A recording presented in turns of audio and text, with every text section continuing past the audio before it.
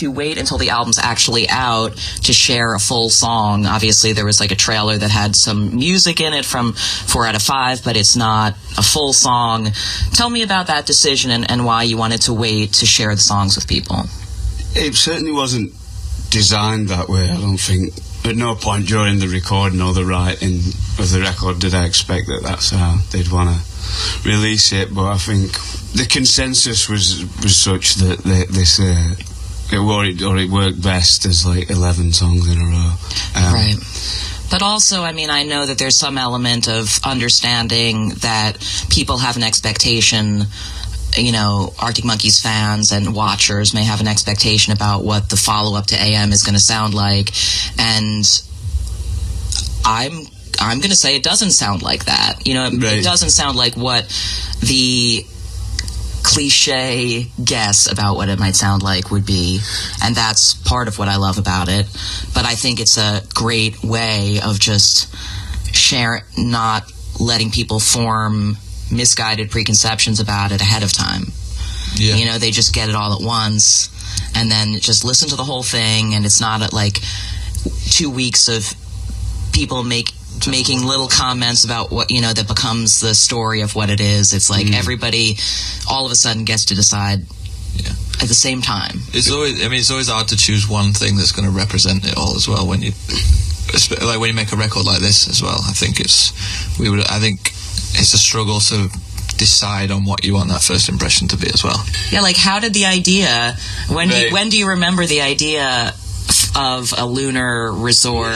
Yeah. Well, you know what it come from is, I think I had this idea of, you know, in the way that song it says Mark speaking. I think I had that first. I had the guy on the phone, and then I thought, well, where is he? Yeah. He's in Who's he answering the phone for? Base Hotel and Casino. He's the receptionist at the hotel and casino. I suppose he is. He's the concierge. Yeah. Yeah, that's where it came from, Mark.